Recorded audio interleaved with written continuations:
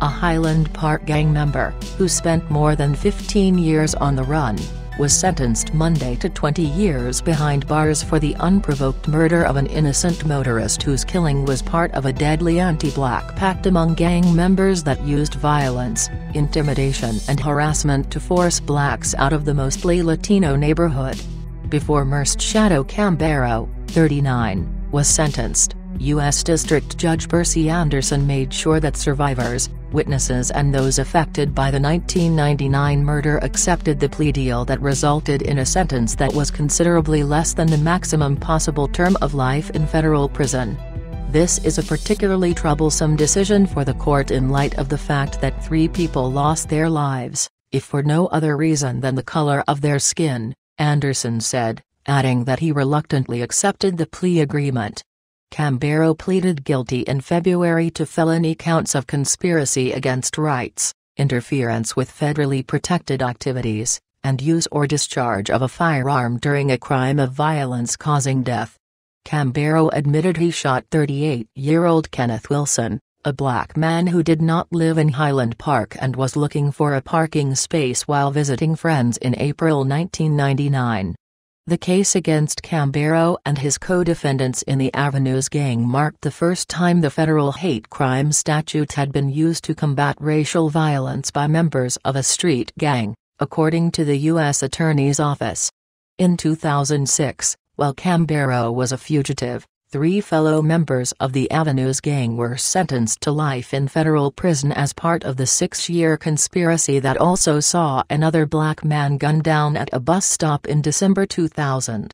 A 4th man was convicted as a lookout in that 2000 slaying of 28-year-old Christopher Bowser.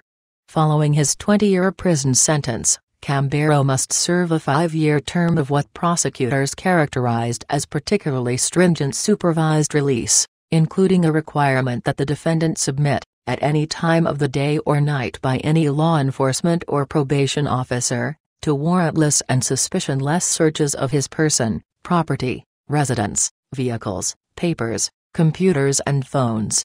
That provision will allow for close monitoring of Cambero and help ensure that if he violates any law or any term of his supervised provision, his release can be revoked and he can be returned to prison, Assistant U.S. Attorney Barbara Bernstein wrote in a sentencing document. Before sentencing went forward, the court heard from Luis Oprodham, whose biracial 21-year-old son, Anthony, was killed in 2000 when Avenues members shot him in the head as he lay on a futon. "It's the worst thing in the world to lose a child.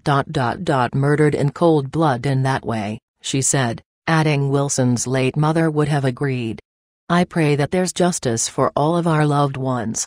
Bowser's mother also spoke, telling Anderson that from my heart, I don't have any vengeance against Cambero.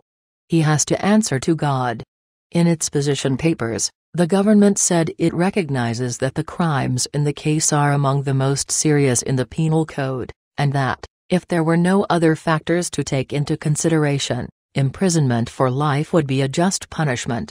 However, based on a number of powerful considerations including the desire of almost every witness and victim to avoid the terrifying prospect of again having to testify about violent gang activity, evidentiary concerns raised by the fact that the evidence is now 20 years old, and the desire of the victims, witnesses, and government for definite and final justice, the prosecution entered into plea negotiations to determine if a just resolution could be reached without the need for another trial.